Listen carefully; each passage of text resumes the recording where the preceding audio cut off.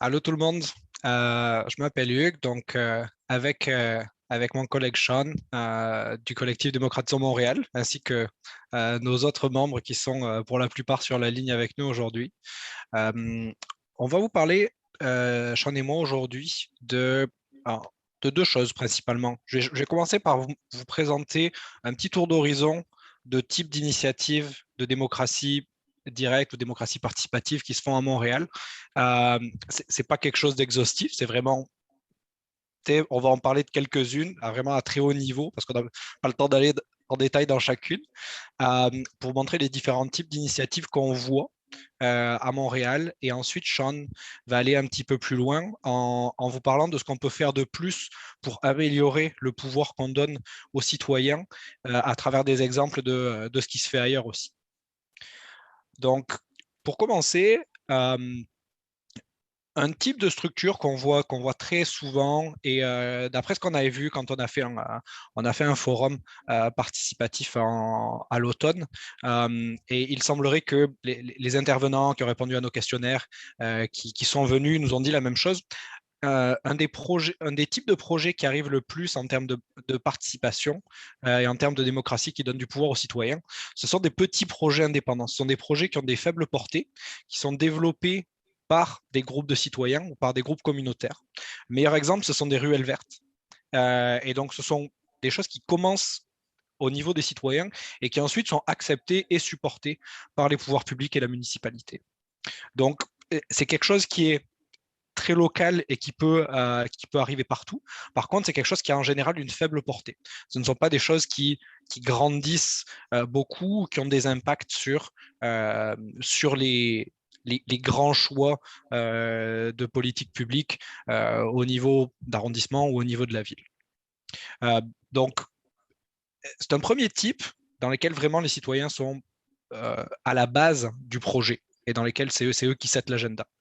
Maintenant, on va avoir d'autres types de projets dans lesquels il y a une collaboration, il y a vraiment un mix entre les pouvoirs publics et des organismes, le plus souvent communautaires, des citoyens aussi, mais en par, la plus, en termes de nombre, c'est pas mal plus des organismes communautaires. On va avoir quelques projets comme ça, comme par exemple Imagine la Chine Est ou Louvain Est. Je vous invite à regarder sur leur site, qui ont des modèles de gouvernance dans lesquels il y a vraiment une collaboration entre différents organismes des pouvoirs publics et des organismes communautaires et des citoyens. Et donc, notamment, ça a tendance à renforcer le but des organismes locaux qui sont dans ces endroits-là et qui œuvrent pour les citoyens. Et ça a quand même pour but vraiment de faire sortir des choses que veulent les citoyens. Maintenant, donc ça, c'est pour les points positifs. Sur les limites de ce genre de mouvement, d'après les quelques-uns que je connais, alors n'hésitez pas si vous avez des objections ou des commentaires sur ça, mais ce qu'on a vu à date, notamment sur Imagine la Chine, c'est que l'implication directe des citoyens n'arrive que rarement. C'est plutôt de l'indirect parce que ça passe par des organismes communautaires ou quand c'est une implication directe, c'est de manière assez ponctuelle et ça passe par des outils qui sont déjà existants en partenariat avec la ville, comme saisir l'OCPM et faire des consultations avec l'Office de consultation publique de la ville de Montréal. Donc, on a quand même une portée qui est assez grande, mais à côté de ça, le pouvoir réel qu'on donne à une base large et inclusive de citoyens est quand même relativement restreint. Un troisième type de chose qu'on voit, mais qui a aussi une faible portée, même si c'est plus direct, ça va être des choses qui sont directement gérées par la ville, comme des projets d'urbanisation participative. Des bons exemples au plateau, ça va être la place des Fleurs de Macadam. On a aussi le parc des Gorilles, par exemple, à Rosemont-Petite-Patrie. Donc, ça, c'est des projets qui sont vraiment qui viennent directement de la ville et qui ne viennent pas directement des citoyens, mais dans lesquels il y a une implication directe des citoyens. Par contre, on voit encore une fois que c'est sur des sujets qui sont déjà, l'agenda est seté par la ville, même si dit vous avez un panel de décision, c'est par rapport à une situation spécifique. Donc, c'est quand même des projets qui sont assez restreints dans leur portée. Et encore une fois, qui ne vont pas changer nos modes de vie complètement et qui vont adresser les problèmes majeurs qu'ont des citoyens qui ne sont pas adressés. Quelque chose, par contre, qui est un peu mieux, un quatrième et dernier modèle dont je voudrais parler, qu'on trouve à Montréal, ce sont des budgets participatifs qui amènent un peu plus de liberté et qui amènent un peu plus de pouvoir aux citoyens. Donc, on voit qu'on en a le plateau, pour tous les gens qui sont sur le plateau, qui sont résidents du plateau, qui sont impliqués. Vous savez que plus de détails que moi sur le budget participatif du plateau. On a d'autres arrondissements canons, comme je crois qu'il y a Hochelaga, Maisonneuve et La Salle, par exemple. Il y a aussi la ville, directement, la ville centrale de Montréal, qui en a mis un en place à la fin de l'année dernière. Mais donc, on voit que ce sont des très bons débuts. Ce sont des choses, des réflexes qui arrivent dans énormément de villes. On voit qu'à Montréal, ça arrive aussi, ça commence à arriver. Et c'est des très bons premiers pas. Le budget avec la ville, c'est 10 millions de dollars. C'est quand même pas rien. C'est pas énorme au vu de plein de choses que tout le monde voudrait changer, mais c'est quand même pas rien. Par contre, là où on voit des limites avec ce genre de choses, c'est que c'est souvent très balisé. Il y a souvent des jalons qui sont très, très, très précis et il y a des contraintes qui sont très, très, très présentes dans la manière dont c'est exécuté, tout ça. Si je prends l'exemple du budget participatif de la ville de Montréal, qui est celui que je connais le mieux, c'était fin novembre que j'ai regardé la date tout à l'heure, le 17 novembre, qui a commencé à avoir un appel aux organismes pour dire on met ça en place, on vous fait toute l'introduction du truc, puis on fait un appel à projet jusqu'au 8 janvier. Donc, c'est 6-7 semaines, incluant toutes les fêtes de Noël dans lesquelles beaucoup, beaucoup de gens ne seront pas disponibles, pour dire aux citoyens, on fait un appel à projet, dites-nous toutes les idées qui vous passent par la tête qu'on pourrait mettre en place sur le sujet de la transition écologique et sociale. Le thème est génial, ça touche à des gros sujets, etc. Mais il y a déjà une première grosse contrainte. Ils ont dit en plus de ça d'autres contraintes comme c'est un budget d'immobilisation pour des projets d'investissement, donc il ne faut pas qu'il y ait de budget de fonctionnement, presque pas. Donc, de la maintenance, on oublie ça. Ils ont aussi dit il faut que ce soit en ligne avec les programmes et les politiques de la ville. Donc, des choses qui essayent de casser un petit peu les bases de ce qu'on a actuellement et qui essayent un petit peu de révolutionner les processus et les systèmes. Ça aussi, c'est difficilement atteignable. Donc, encore une fois là, on voit qu'on a des limites. Euh, D'ailleurs, pour finir, il y a la ville qui a fait un rapport qui s'appelle le rapport Montréal Dialogue, qui est disponible sur Réalisons Montréal, qui a été fait, je crois, il me semble que c'est 8 mois. Durant 8 mois, la ville a fait des consultations, a fait des entrevues avec des citoyens, avec des intervenants du domaine communautaire, du domaine public, de ses propres employés, des gens du domaine privé qui dealent directement avec la ville, pour voir c'est quoi le statut de la participation active des citoyens dans les décisions publiques. Et le rapport est assez clair, c'est qu'on n'est vraiment pas là. Il y a vraiment énormément de lacunes. Si on regarde même les constats de ce rapport, il n'y a pas de constats divergents, il n'y a que des constats convergents de la part des différents intervenants qui ont répondu aux enquêtes et aux entrevues. Et tout le monde s'accorde sur des lacunes à différents niveaux de tous les, euh, tous les processus démocratiques qu'ils ont pour impliquer les citoyens de manière réelle dans des décisions, au niveau du design, au niveau de l'exécution, au niveau du suivi, de l'inclusivité, etc. Donc, on voit qu'on n'est pas très très loin en conclusion, mais à côté de ça, il y a quand même des bons points. On voit que la ville fait un effort euh, elle, elle, arrive à se regarder dans un miroir en disant eh bon, il en est vraiment pas très très bon là. Donc c'est déjà une première étape, c'est vraiment pas grand chose. Il y a eu 22 recommandations qui ont été faites à la suite de ce rapport, qui sont pour les différents organismes publics qui sont liés à la ville, mais c'est juste des recommandations. Il va y avoir aucun engagement de la part d'une mairie d'arrondissement, de la ville elle-même ou d'autres organismes publics suite à ce rapport quant au besoin de plus ou mieux impliquer les citoyens pour avoir des modèles qui sont plus démocratiques.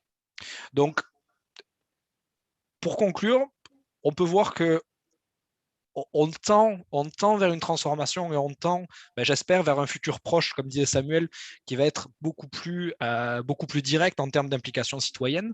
Par contre, c'est le sujet nous le plateau, c'est le sujet de Prenons la ville.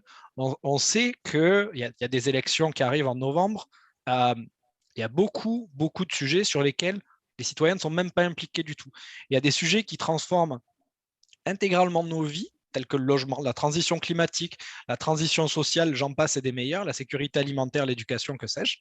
Et il y a énormément de choses sur lesquelles on reste des acteurs, ou alors les citoyens sont impliqués, mais avec des processus qui ne marchent pas, avec beaucoup de lacunes et avec des choses qui sont très, très balisées, très, très jalonnées et sur lesquelles c'est rare que ce soit les citoyens qui donnent l'agenda. En général, c'est des choses qui sont prédéfinies sur lesquelles il faut rendre une décision ou des consultations. Mais c'est rare qu'il y ait l'agenda qui soit déjà déployé. Fait que je vais m'arrêter là, étant donné qu'on est quand même pas mal d'intervenants ce soir, et je vais laisser Sean prendre la suite pour voir comment est-ce qu'on peut aller plus loin. Merci, Hugues. Alors, c'est ça, on est un peu dans une optique présentement de tentative de démocratie participative, mais surtout top-down, surtout contrôlée. Alors, la question qui émerge, c'est comment est-ce qu'on fait émerger vraiment une démocratie participative et éventuellement plus directe de la base. On a décidé de focuser sur la proposition centrale des assemblées citoyennes autonomes dans les quartiers pour discuter un peu de quelques pistes. La raison, c'est que évidemment, je vais peut-être changer en anglais parfois aussi. It overlaps a lot with what Samuel was saying at the beginning about their experience with the town meetings in New England. And it's also an idea that really is gaining traction in Montreal. C'est une idée qui fait son chemin, surtout sur la gauche municipale, avec Prenons la ville, avec À nous le plateau, À nous les quartiers, etc. Alors, je voulais un peu partir de là, mais aussi en le problématisant un petit peu. Alors, si on dit oui, on veut des assemblées citoyennes autonomes dans tous les quartiers, pour les raisons que Samuel a bien énumérées, je crois que c'est une piste très intéressante pour vraiment enraciner la démocratie locale. C'est sur la coin d'Occident, sur chaque rue, vraiment. Mais selon quel modèle ces assemblées citoyennes devraient être constituées? Là, à mon avis, il reste quand même des questionnements à faire. Évidemment, il y a le modèle ouvert, participatif, et ça s'aligne beaucoup avec ce qui se passe en Nouvelle-Angleterre, donc Samuel a déjà parlé. Alors, ce sont des assemblées vraiment ouvertes à tous les membres de la communauté politique et qui sont plus décisionnelles sur certains enjeux municipaux. Mais après, on peut aussi se demander, entre des communautés rurales en Nouvelle-Angleterre, puis un milieu densément peuplé, urbain, extrêmement hétérogène comme Montréal, est-ce que ça peut être transposé en tant que tel ou est-ce que le modèle est vraiment transférable pour un milieu urbain? Parce qu'il y a surtout des défis d'inclusivité, beaucoup. Souvent, qu'on voit avec des processus participatifs qui sont, entre guillemets, ouverts à tout, mais souvent, on voit que c'est les mêmes personnes qui viennent. C'est souvent les citoyens déjà engagés, souvent d'une certaine classe sociale, socio-économique plus aisée, etc. Alors, c'est vraiment un enjeu à laquelle il faut se composer, puis en essayant d'offrir des réponses si on veut que ça soit une proposition crédible. Puis, une deuxième piste, et c'est pour ça que je souhaite amener cette deuxième modèle, parce que ça offre quand même des réponses intéressantes à ce questionnement-là. C'est un modèle, soi-disant, délibératif représentatif. C'est-à-dire qu'il y a deux choses vraiment qui définissent ce modèle. Le premier, c'est que les membres, au lieu d'être ouverts par tout le monde, ils sont tirés au sort et pondérés selon les démographiques. Alors, ça fait en sorte qu'il y a vraiment une inclusivité, que les membres de cette assemblée sont vraiment un reflet de tous les profils sociodémographiques, socio-économiques, ethnoculturels, etc., d'éducation, au niveau d'éducation aussi. Alors, il y a une belle représentativité. Alors, et la deuxième chose, en fait, c'est que les les échanges sont vraiment très encadrés, souvent par des modérateurs, des animateurs experts, pour s'assurer que les échanges sont inclusifs, que tout le monde a la chance de parler, que les échanges se fassent aussi sur base d'une diversité de preuves et d'expertise qui sont souvent amenés à se présenter, à témoigner devant les membres de cette assemblée. Alors, c'est vraiment ces deux aspects-là qui définissent en quelque sorte ce modèle délibératif représentatif. Pour ceux qui désirent connaître plus, je vais écrire dans le chat plus tard le nom de rapport par l'OCDE qui a été fait récemment, qui est vraiment super, très riche et c'est très exhaustif. Puis ils sont des centaines d'initiatives comme ça à travers le monde et c'est très intéressant. Je peux le nommer plus tard. Alors, pour des exemples concrets, je ne vais pas revisiter l'exemple des town meetings, là, ce que Samuel a déjà mentionné, puis je crois que Dimitri va en parler plus tard aussi, alors je vais laisser le soin de le faire. Un deuxième exemple, par contre, serait un modèle délibératif, c'est très récent. Alors, ces initiatives récentes en démocratie délibérative, ils sont beaucoup plus récentes que les town meetings en Nouvelle-Angleterre qui ont une histoire de quelques siècles. Par exemple, un conseil citoyen permanent, le premier du monde, de ce que je sache, au moins selon ce modèle, a été créé en 2019 dans la région germanophone de Belgique qui s'appelle Ostbelgien. Mon allemand n'est pas très bon, je ne sais pas si je le prononce bien, mais voilà. Alors, ce qui est intéressant avec ce conseil citoyen-là, je vais l'expliquer très brièvement. Chaque année, le conseil citoyen, d'abord, c'est formé par des citoyens tirés au sort, comme j'ai décrit déjà. Et le conseil citoyen choisit alors jusqu'à 3 sujets à étudier par des assemblées citoyennes ponctuelles qui se forment chaque année. Les membres de ces assemblées sont aussi tirés par sort. Puis ces assemblées citoyennes-là, ils étudient l'enjeu, puis ils délibèrent selon les pratiques de démocratie délibérative que j'ai déjà énumérées, puis ils émettent des recommandations. Alors, c'est un peu moins direct, mais dans ce cas-là, c'est le premier au monde à être enchâssé dans la législation. Le gouvernement et le Parlement ont l'obligation d'étudier et de publier une réponse aux recommandations. Et le Conseil a ensuite le mandat d'effectuer un suivi des actions décidées en conséquence.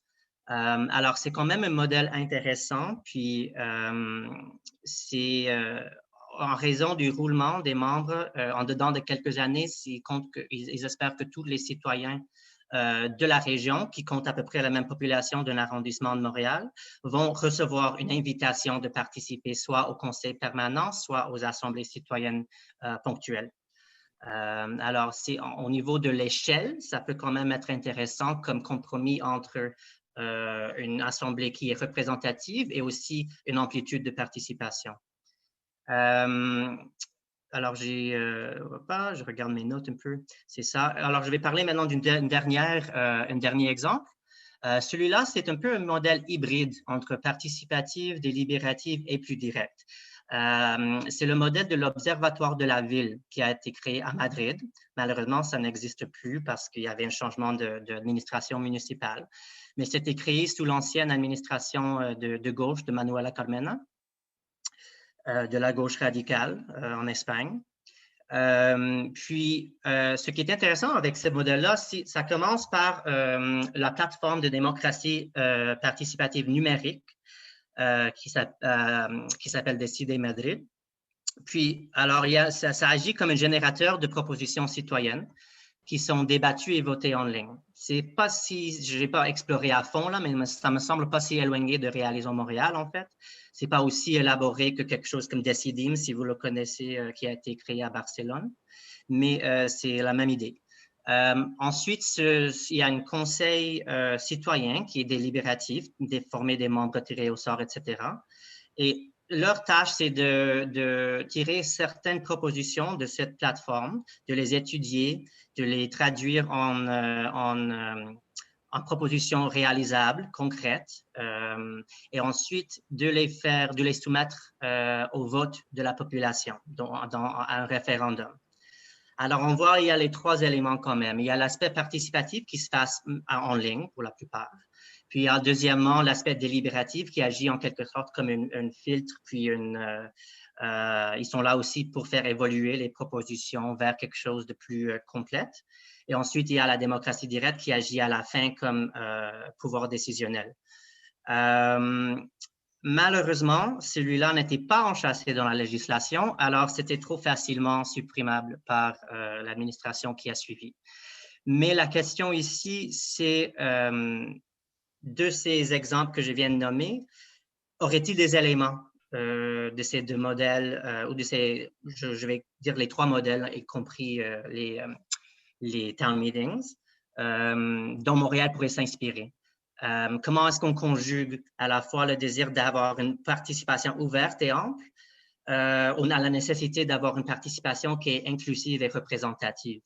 Et surtout aussi, comment est-ce qu'on assure la qualité des échanges, la profondeur de la participation vraiment, et ainsi assurer une meilleure qualité des décisions qui en résultent. Alors, ce sont quelques questions que je vais juste laisser en suspens comme ça, puis je nous invitera de garder ça un peu en tête pendant qu'on a notre forum ce soir. Voilà, c'est tout de notre côté, puis on a hâte d'échanger avec les autres membres et panélistes.